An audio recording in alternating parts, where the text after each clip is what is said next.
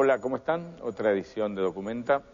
Seguramente te llama la atención lo que está atrás mío, esas fotografías antiguas.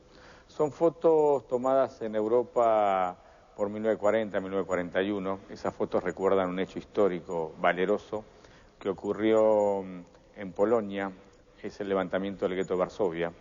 Vos pensás que cientos de judíos estaban encerrados en un gueto, oprimidos por el ejército nazi, y un día en abril decidieron levantarse y avanzar contra ese ejército nazi.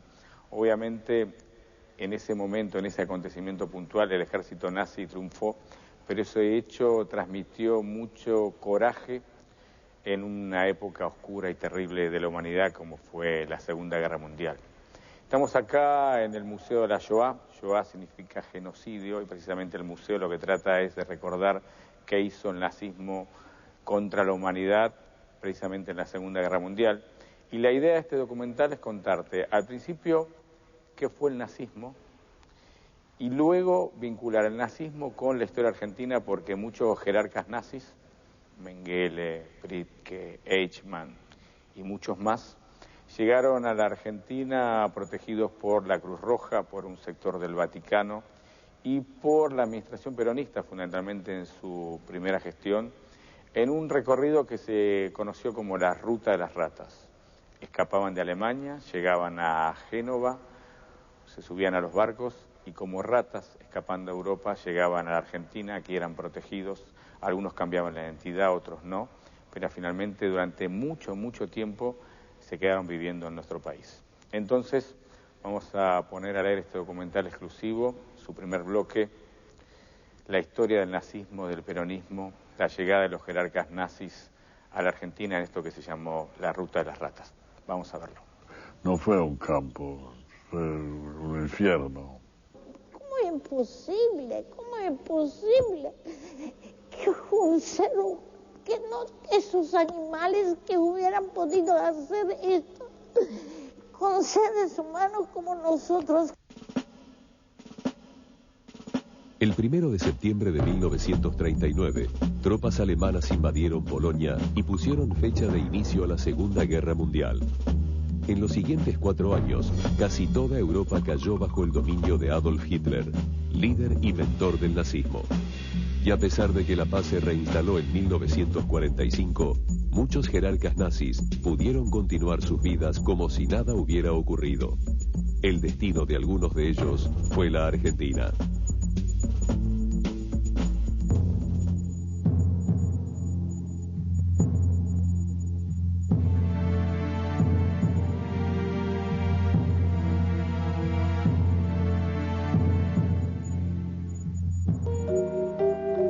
A fines de la década del 20, Alemania estaba al borde de la quiebra.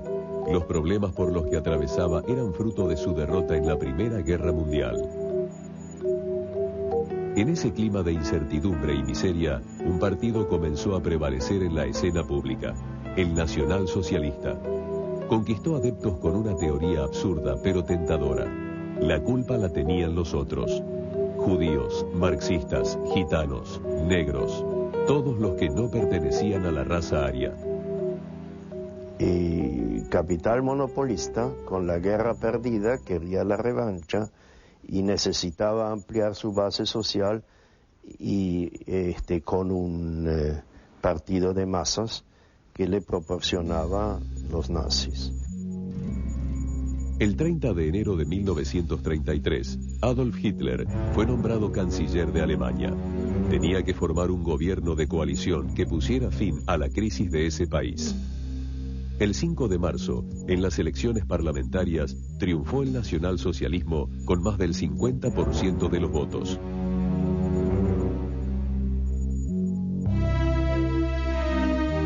Se transformó el Estado en un Estado autoritario. Eso estaba terminado a fines del 33. Los sindicatos perdieron su autonomía, los partidos se autodisolvieron, salvo el Partido Comunista fue fue declarado fuera de la ley, el Partido Socialista se negó a autodisolverse, lo disolvieron desde arriba y los demás partidos se autodisolvieron. Entonces quedó solamente el partido nazi. Nadie pudo imaginar que se trataba del inicio del horror. Ni siquiera los habitantes de los países limítrofes de Alemania, que trataban de recuperar su vida cotidiana luego de los 4 años de combate en la Primera Guerra Mundial. Yo nací en Polonia, habían alemanes, habían algunos rusos, porque Polonia es entre Alemania y Rusia y a veces fueron invadidos, entonces quedaron siempre. Y 30% eran judíos. Éramos una familia que se componía de 4 hermanos, dos nenas y 2 varones. Mi papá, mi mamá, éramos gente de poder adquisitivo bastante bien, acomodado. Mi papá trabajó como director general en Matadero. Siendo judío fue un privilegio realmente haber tenido este puesto, porque desde ya los polacos no eran tan dulces, siempre fueron discriminando a los judíos. Pero los nazis llegaron al poder y lo ejercieron de manera absoluta. 1939 entraron los nazis y le mandaron la carta que él renuncie. Entonces él todavía no se sabía la mano dura que era de los nazis, y él dijo, si Polonia va a ser Polonia, me va a devolver. Al llegar al gobierno, Adolf Hitler puso en marcha su idea de raza superior. Amparado en la creencia de que los judíos y la izquierda eran los principales responsables de la crisis financiera de Alemania, decidió eliminarlos de la vida económica, política y social del país. A fines de 1938, miles de personas fueron arrestadas y se quemaron sinagogas y comercios. La maquinaria nazi entró en acción. Los judíos hoy se dice que fueron las primeras víctimas y en cierto modo lo fueron en el sentido de ser eliminados de los cargos públicos, humillados. Pero las primeras víctimas del terror tremendo fueron naturalmente las entidades de izquierda. Los sueños imperiales del nacionalsocialismo lograron la anexión a Alemania de Austria y Checoslovaquia. El 1 de septiembre de 1939, con la invasión a sangre y fuego de Polonia, estalló la Segunda Guerra Mundial. En cada país ocupado, aquellos que no pertenecían a la raza aria fueron confinados en guetos y obligados a llevar un brazalete que los identificara como judíos.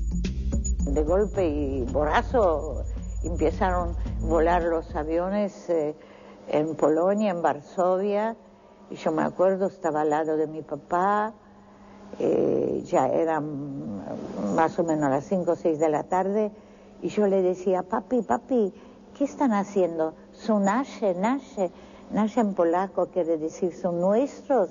Y después cuando empezaron a bombardear, recién nos dimos cuenta que era este momento que ellos invadieron Polonia. En 1939, yo tenía 15 años cumplido. En septiembre, entran los alemanes. Una semana más tarde, dinamitan la sinagoga principal y comienza la persecución, empieza si se debe usar la distinción, empieza colas por pan, empieza todo eso. Y un año más tarde comienza el gueto. Uno tras otro cayeron bajo el dominio alemán. Dinamarca, Holanda, Noruega, Bélgica, Francia.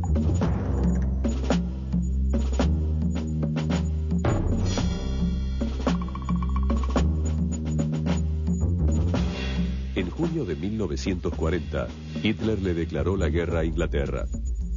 Un año después, a la Unión Soviética. Su sed de conquista no tenía límites, su sadismo tampoco. Y el pogrom gigantesco contra los judíos estaba preparado de antemano, y ahí fue muy violento. Estaba organizado, como que el pueblo indignado incendió las sinagogas, varios miles de judíos fueron detenidos, llevados con tremendas torturas a campos de concentración. La vida cotidiana en los guetos se basó en una permanente lucha por la subsistencia. Los confinados por los alemanes debieron soportar largas colas por un pedazo de pan o un poco de azúcar. Las humillaciones, los golpes, las vejaciones fueron moneda corriente. Cualquier requisa del ejército nazi se transformó en sinónimo de muerte. De golpe se escuchó que vienen los nazis. Y vos sabés, el nene empezó a llorar. El nene empezó a llorar. ¿Qué querés que te diga? Ahí habían 30 personas, 20 personas, no te puedo decir cuántas. La madre agarró la almohadita y le puso sobre la carita del bebé. Cuando lo sacó la almohadita, el nene estaba muerto. No conforme con la implantación de guetos donde se confinaba a los enemigos del régimen, Hitler ideó una nueva forma de detención: los campos de concentración. Treblinka, Belzec, Chelmno, Sobibor, Theresienstadt y el más grande y nefasto de todos, Auschwitz. Hacia allí fueron conducidos millones de seres humanos. Cargados en vagones de ferrocarril, confiscadas la mayoría de sus pertenencias, sin agua ni comida, fueron hacinados en barracas.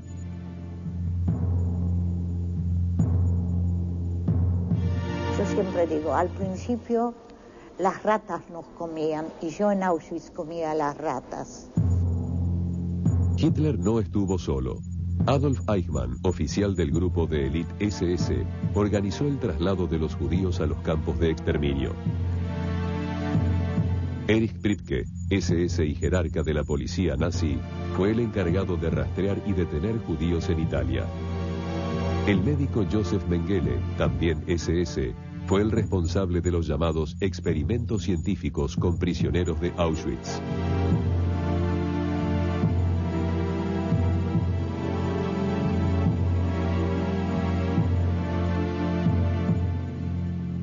Y hacía experimentos con chicas, mayormente cuando llegó transporte de Grecia. Y le sacaba sin anestesia los ovarios y todo, y después lo tiraba afuera como una bolsa de papas. Eichmann, Priebke y Mengele fueron los artífices de la vida y la muerte de todas las personas que ingresaban a los campos de concentración, que rápidamente pasaron a ser campos de exterminio.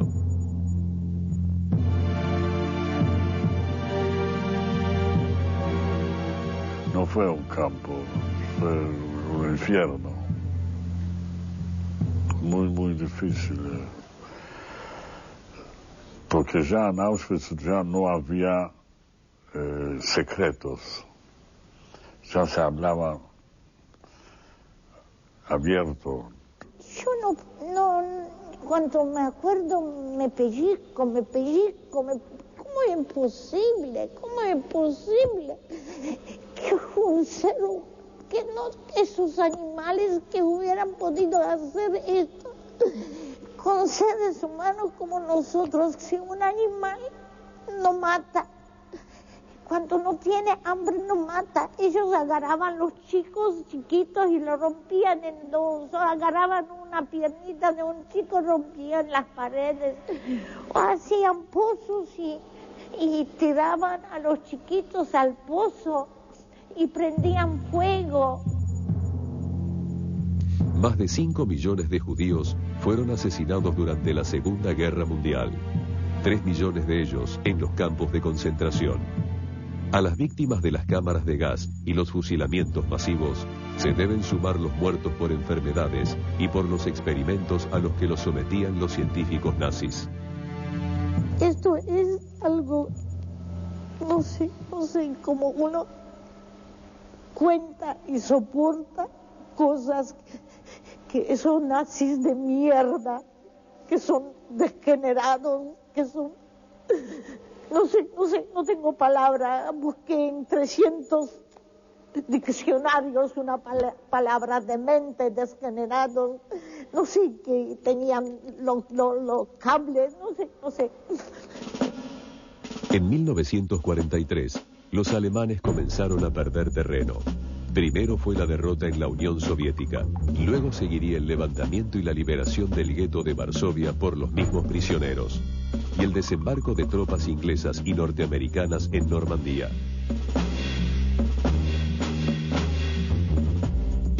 Después de combatir durante 5 días, los aliados tomaron Berlín el 30 de abril de 1945.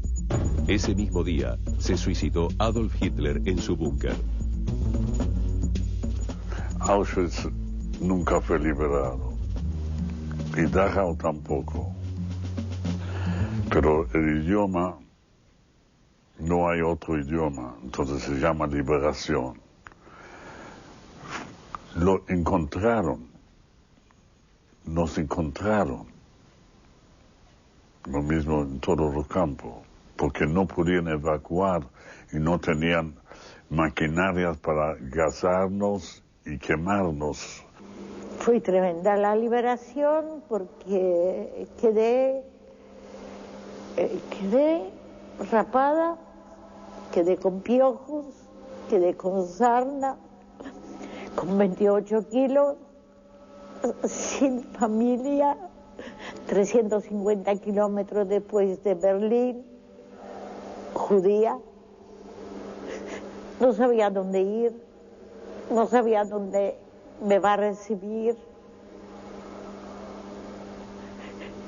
Un día quise volver a Auschwitz, que me quemen, pues que no encontré a nadie de toda mi familia y fue realmente tremendo. Entre las ruinas, algunos de los altos mandos nazis siguieron el camino de Adolf Hitler y se suicidaron. Muchos otros fueron detenidos, pero varios lograron escapar. Para ellos, Europa y los Estados Unidos no eran sitios seguros. América Latina sí, y mucho más la Argentina, uno de los últimos países en el mundo que le declaró la guerra a Alemania.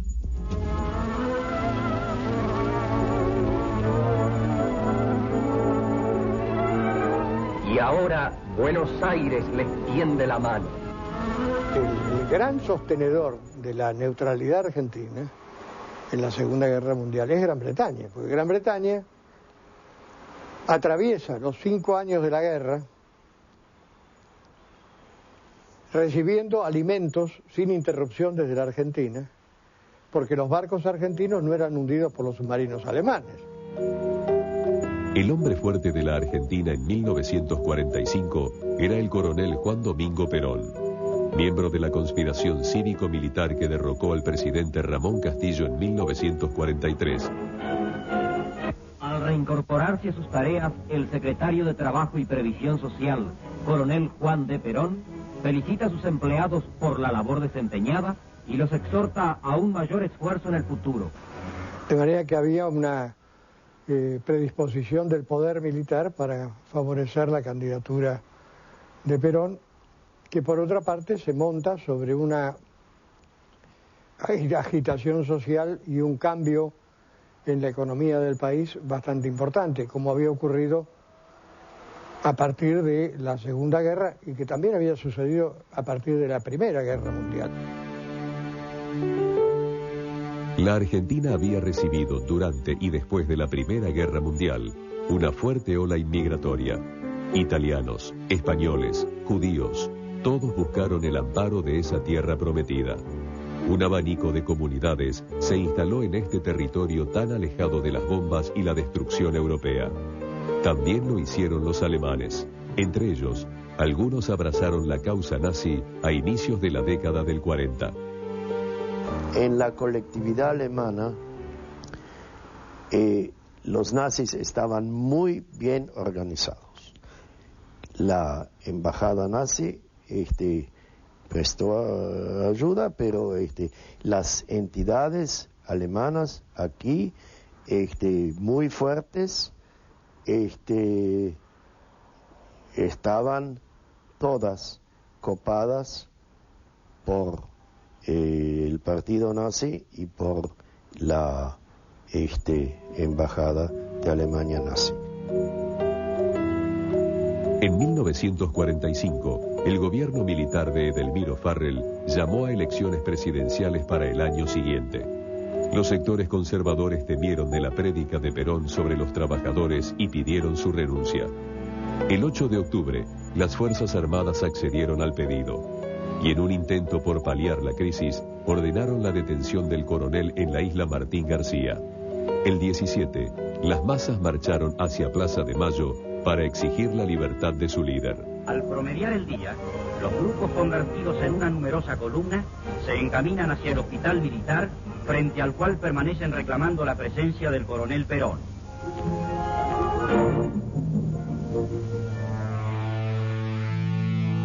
Ese día nació otro país. Juan Domingo Perón se constituyó en el candidato por excelencia de las clases trabajadoras. Los demás partidos políticos, de derecha y de izquierda, se alinearon detrás de la consigna aliancista de los Estados Unidos, que veían en las actitudes de Perón un marcado tinte fascista. Perón tiene antecedentes de relaciones con el fascismo. A eso se sumó la procedencia militar de Perón, miembro de un ejército que parecía no ocultar su simpatía con el alemán. Yo creo que en el ejército argentino había una gran admiración por el ejército alemán, no por el nazismo. Es decir, admiraban los desfiles, admiraban la preparación de la guerra. Es decir, Perón viaja, enviado por el Estado Mayor, viaja el año 38 a Italia para ver el desarrollo del ejército italiano, y el año 39, 40, en el 40 está en Francia para asistir a la entrada de los mecanizados alemanes en territorio francés. O sea, había una admiración técnica por este ejército que había aplastado Europa en un plazo muy breve. El 4 de junio de 1946, Juan Domingo Perón asumió la presidencia de la Argentina. Al frente de su personal servicio secreto, la División Informaciones nombró a Rodolfo Freude, hijo de Ludwig Freude, un viejo amigo con sólidos vínculos en la comunidad alemana. Los aliados señalaron a Ludwig como testaferro de los nazis, pero ocultaron los pormenores de una reunión ocurrida en Alemania un año antes de la caída de Adolf Hitler. Esa es una reunión que se hace en agosto de 1944 en Estrasburgo, y en realidad ahí lo que se hace es ultimar los detalles de dos cosas que van a ser fundamentales para el nazismo en el fin de la guerra, y es el envío de remesas de dinero, por un lado, sacarlo de Alemania, y por el otro lado la salida para la reinstalación de la gente que tenía que irse, ¿no? Perón, al igual que las grandes potencias, tenía especial interés por quedarse con buena parte de los desarrollos tecnológicos que se habían llevado adelante durante el nazismo. Yo creo que Perón tenía la misma actitud frente a los nazis que escapaban de Europa que tenía Estados Unidos y la Unión Soviética. Es decir, la idea era captar especialistas en temas que estaban a la altura del desarrollo industrial de los respectivos países. Técnicos en aviación, técnicos en energía nuclear. Entre los científicos, técnicos y especialistas, requeridos en secreto por el mundo entero, se iban a mezclar algunos de los peores exponentes de la barbarie criminal nazi. Con la anuencia del gobierno de Perón y una vasta red de complicidades en la cual se involucraron la Iglesia y la Cruz Roja Internacional, pronto llegarían a la Argentina Adolf Eichmann, Joseph Mengele y Erich Priebke.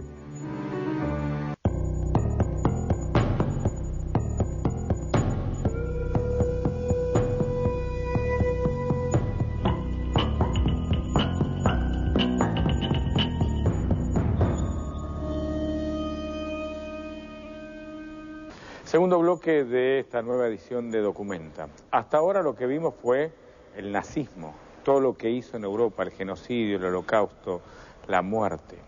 Ahora lo que te vamos a mostrar es cómo ciertos responsables del holocausto, a través de la Ruta de las Ratas, a través de diversas organizaciones y en definitiva protegidos por el primer gobierno de Perón, al principio, Argentina. Digo al principio, porque en definitiva Perón después cae y las ratas cocinada en la Argentina. Una de esas ratas, fue el que diseñó la concentración y la solución final. Fue el que de forma dijo, planteemos la cuestión judía como eje de matarlos a todos.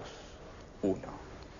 Que otro jerarca nazi que vivió en la Argentina desde que escapó de Europa hasta mediados de 1990. En 1998 fue juzgado en Italia por la tragedia, la masacre de las fosas argentinas. Y por último, Mengele.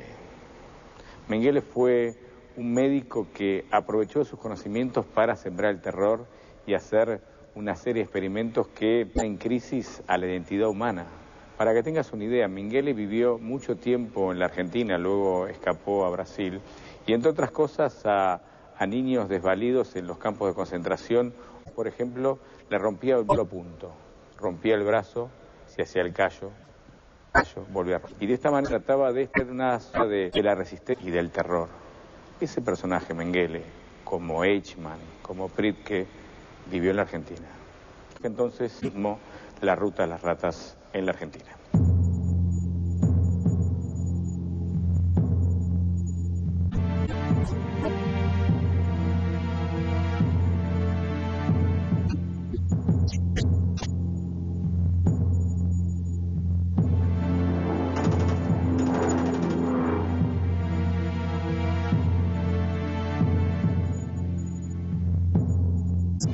La guerra multiterrador, 40 de muertos, más millones de judíos asesinados y 43 heridos. Europa destruida casi por completo y una ideología que hizo pensar hasta qué punto el hombre podía seguir llamándose civilizado, el nazismo. Cuando comenzó la reconstrucción, se intentaron acaparar algunos de los avances científicos realizados por los alemanes.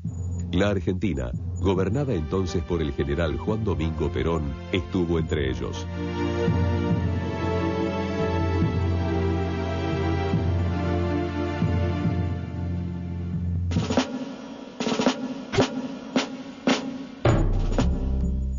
Los aliados, que habían triunfado contra Adolf Hitler, desarrollaron un doble discurso. Prohibieron la emigración de criminales, la ideología no se diseminara al resto del mundo.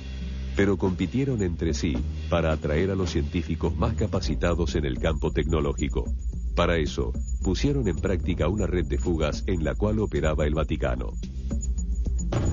El papel del Vaticano es muy importante en la medida en que es el organizador y el padrino, digamos, de las redes de fuga más efectivas.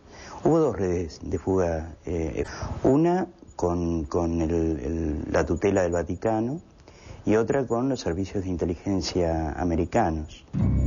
La vía de escape a la Ruta de las Ratas también incluyó la participación de un organismo que debía atender cuestiones absolutamente contrarias, la Cruz Roja Internacional. Es difícil saber si la Cruz Roja operó conscientemente a favor de los criminales de guerra nazis. Lo que no tenemos ninguna duda es que no se molestó en chequear a una gran cantidad de gente. Entonces yo no conozco ningún caso de alguien que se le rechazó un pasaporte por sospecha de que fuera un criminal de guerra. La Cruz Roja participa de alguna manera de esta ruta de las ratas del Vaticano, de las rutas de fuga. Digamos, posiblemente con una situación menos comprometida por el tema de la cantidad de desplazados que había en Europa en ese momento, y ellos proveían también de documentación y de ayuda. La Argentina formó parte de esa red. País en de guerra constituyó en sitio ideal para el desembarco y refugio de los vencidos. La oficina de la Comisión de Recepción y Encauzamiento de Inmigrantes Es el puerto al que llega el anhelo de miles de hombres y mujeres útiles que desean venir a trabajar a la Argentina. El objetivo central, lograr que científicos y técnicos expulsados de la instrumentista trabajan para el desarrollo argentino.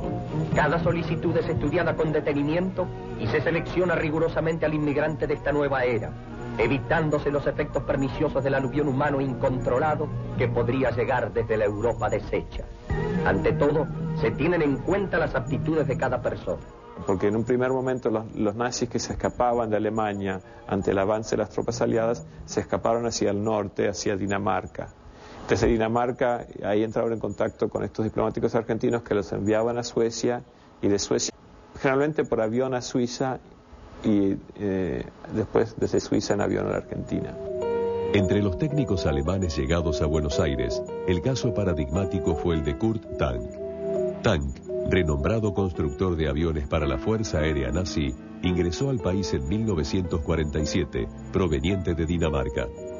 Bajo el nombre falso de Pedro Jorge Mathies, convenció al gobierno de construir aviones de reacción. Perón le dio vía libre y un considerable presupuesto financiero. Yo creo que entre las capturas que hizo el gobierno argentino de personalidades con algo para enseñar y con... Kurt Tank es uno de los principales. Él hizo el Pulqui, el avión de industria nacional. Y curiosamente, cuando aparece el Pulqui, no curiosamente, es decir, confirmando la procedencia del Pulqui, aparece el mismo tipo de avión en la Unión Soviética. ¿Por qué? Porque los técnicos de Tank se habían dividido. Unos fueron a Moscú, los otros vinieron a Buenos Aires, y los dos trabajaron sobre proyectos parecidos y al final fabricaron el mismo avión. Cerrada la vía de escape por Dinamarca y Suiza, Perón continuó operando con otra alternativa. En 1946, el obispo de Rosario, Antonio Cagiano, había viajado a Roma para ser nombrado cardenal. Además de los honores de la Iglesia, tenía una misión confidencial que desarrollar en la Santa Sede: ofrecer refugio en nombre del gobierno argentino a miembros del régimen nazi. Hay una disposición del gobierno argentino, y de alguna manera está refrendada por las palabras de Monseñor Cagiano, en el sentido de contribuir a recibir a estas personas comprometidas que por sus actuaciones durante el periodo de la guerra podían ser objeto de violencia, dice así la carta de sus conciudadanos. Si bien la Argentina había firmado un compromiso internacional de no admitir a criminales de guerra, los mecanismos para violar el convenio se habían puesto en marcha.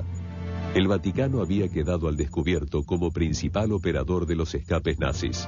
El informe La Vista es un informe que produce un de la Embajada norteamericana en Roma, que es el que estudia, analiza, reúne información sobre estas rutas de fuga del Vaticano y elabora, donde llega a decir terribles como que el Vaticano era la mayor organización internacional de protección a criminales para sacarlos de Europa, ¿no?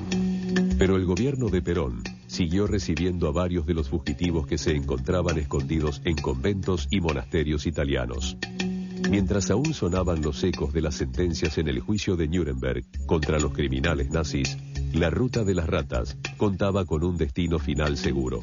Bueno, Perón nos lo dijo él mismo. Él dio entrevistas en la década del 60 y el 70, donde él dijo que él consideraba que los juicios de Nuremberg eran una de las más, en comillas, y consideraba su deber rescatar la mayor cantidad de oficiales nazis de la justicia aliada. Perón, más que en la llegada de los jerarcas, digamos, su gran responsabilidad está en la cobertura que les da dentro del aparato del Estado, en la Argentina, donde muchos criminales de guerra y nazis fugitivos se van a incorporar a ministerios, a la policía, a las Fuerzas Armadas.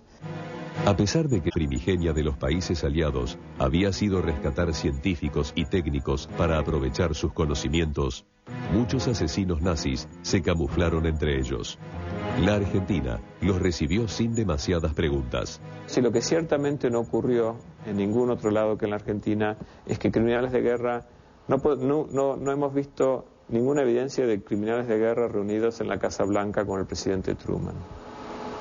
Y aquí lo que tenemos en el caso de Perón está ampliamente documentado a través de mi libro, es que criminales de guerra franceses, belgas, croatas, un capitán de la CSS, estuvieron reunidos con Perón varias veces en la Casa Rosada, con el expreso propósito de armar una red de escape. El caso argentino, además de científicos, como fueron los que estuvieron destinados al proyecto atómico, también se incorporaron otras, digamos, por lo menos colaboracionistas y algún criminal de guerra. Así llegaron los criminales de guerra Erich Priebke, Josef Mengele y Adolf Eichmann. Erich Priebke se incorporó a las SS en 1936. Gracias a sus conocimientos de idiomas, fue miembro destacado de la Gestapo. Allí cumplió funciones de enlace con los distintos departamentos de policía extranjeros, fundamentalmente con la policía fascista italiana y con el Vaticano. De profundas convicciones religiosas, Priebke y su esposa se reunieron en 1942 con el Papa Pío XII. Priebke hizo una carrera doble dentro del Estado nazi, porque fue por un lado miembro de las SS, digamos la policía política, digamos, del régimen, y por el otro fue comisario de la Gestapo, de los servicios de información del Estado nazi. Y de manera que los lugares, digamos, donde fue siendo destinado, él, digamos, se iba desempeñando en las dos funciones. Y bueno, su papel más importante lo tuvo en Italia a partir del año 41. El 23 de marzo de 1944, una compañía del ejército alemán en Roma sufrió un atentado. Murieron 33 soldados. Hitler ordenó que por cada alemán muerto murieran 10 italianos. Erich Priebke rastreó condenados a muerte. Como no llegaba al número ordenado, sumó 73 judíos que esperaban su deportación y 50 presos comunes de cárceles romanas. Los condujo hasta una antigua cantera conocida como las Fosas Ardeatinas y los fusiló. Pero el día de la masacre, que fue el 24 de marzo de 1944, donde mataron a estas 300 personas en solo 5 horas, él controlaba, digamos, la lista de quienes iban a ser asesinados. Los prisioneros que venían de distintas cárceles de Roma paraban, digamos, frente a Priebke. Priebke les hacía su nombre en voz alta una vez que tenía el y, digamos, daba el vía libre para que ingresaran a la cantera y fueran asesinados. Cuando finalizó la guerra, se escondió de la condena de su jefe en las SS, un padre franciscano le sugirió Argentina. El 26 de julio de 1948, el Vaticano le expidió un documento falso a nombre de Otto Pape. La Cruz Roja le otorgó el pasaporte. La familia Priebke se embarcó el 23 de octubre en el puerto de Génova con destino a Buenos Aires. Él, digamos, cuando llega recibe ayuda de contactos que él ya tenía, porque no estuvo ni un día en un hotel acá en la zona de Retiro, en Buenos Aires, y inmediatamente consiguió una casa en el Gran Buenos Aires, y poco tiempo después ya estaba trabajando también en la zona de Retiro. Y se queda en Buenos Aires unos 5 o 6 años, pero en algunos veranos empieza a ir hasta Bariloche, invitado a Bariloche para ir a trabajar allá, en gastronomía y en hotelería. Y se va a los 54, se muda ya con toda la familia a Bariloche. Bariloche, en ese entonces un tranquilo pueblo rodeado de montañas en la provincia de Río Negro, se había convertido en el sitio ideal para varios fugitivos nazis. Como asentados en Bariloche, quizá tendríamos que hablar de los cuales el más notorio es Pripke. Allí Pripke prosperó. Sus viajes a Europa y los Estados Unidos fueron la embajada alemana en Buenos Aires también. El 6 de octubre de 1949 dejó atrás el nombre de Otto Pape y recuperó su verdadera identidad. En Bariloche se lo consideraba un ciudadano y don Erico. Fue presidente de la Asociación Cultural Germano-Argentina y directora. Bueno, en realidad no ocurrió gran cosa, digamos, cuando lo identifican. Justamente, digamos, yo creo que es por ese trabajo, digamos, cultural y político que han hecho los alemanes en Bariloche, es que no hay casi reacción. A raíz, digamos, de la desinformación, supongo yo que había, de qué es lo que significaba que haya llegado la justicia, aunque sea 40 después, a localizar a uno de los autores de una masacre, nada menos que en el seno de la comunidad. En 1994, documentalistas estadounidenses llegaron a Bariloche tras la pista de un colaborador nazi, Reinhard Kops. No contesto. Yo les digo, cuando todo está terminado, pueda... Kops entró en pánico y cuando lo entrevistaron para desviar la atención, reveló que a metros de su casa vivía un verdadero criminal de guerra, Erich Pripke. ¿Cierto? Por una cadena televisiva norteamericana vino a la Argentina a buscarlo a Reinhard Kops, nazi que vivía oculto en Argentina, y cuando lo acostan a Reinhard Kops con una cámara y un micrófono en la calle, dice, no, pero no me busquen a mí, aquí vive mucho más criminal que yo. En Bariloche, Pripke reconoció haber asesinado a 2 hombres en la masacre de las fosas ardeatinas cumpliendo órdenes. Fue detenido.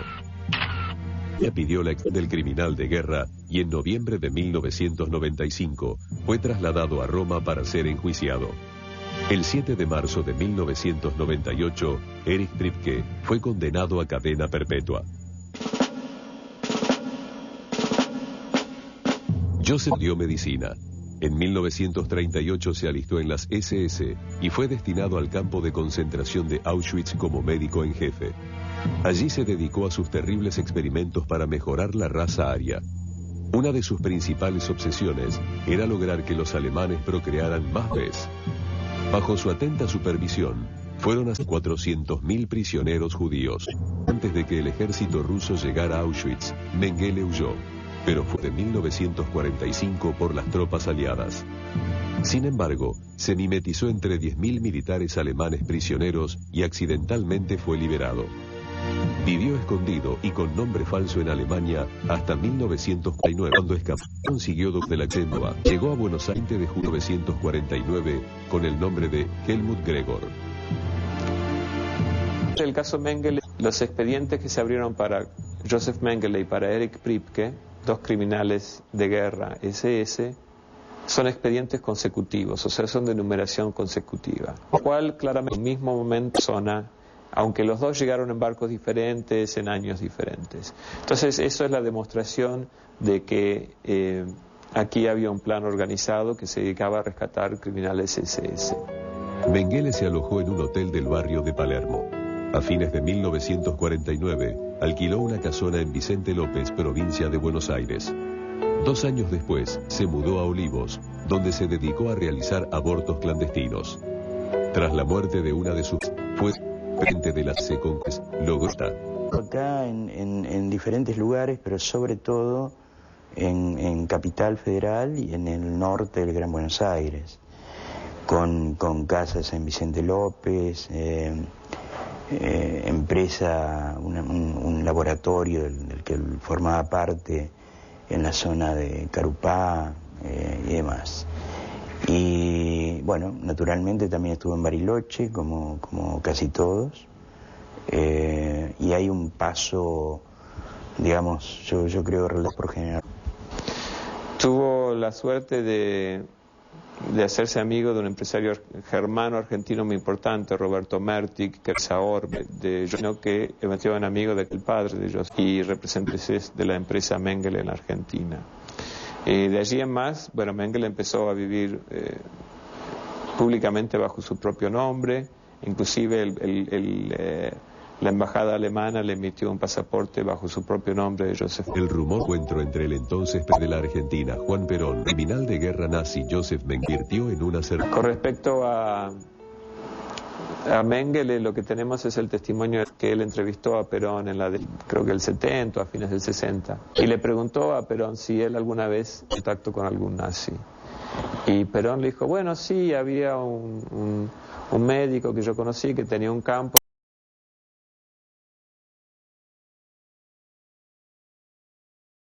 Le parían mellizos y que un día se fue a Paraguay porque le habían ofrecido trabajo allí.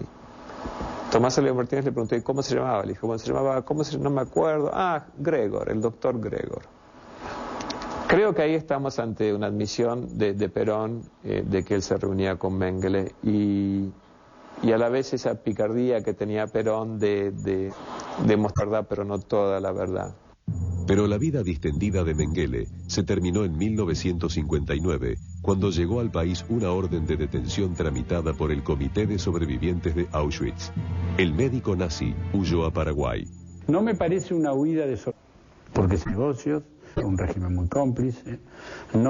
Incluso acá hay un ministro del Interior temporario y jefe después del Consejo Nacional de Seguridad, hombre de la Osiris Villegas no pone mucho empeño en algunas denuncias que seguridad judía, que alemán acá en Argentina.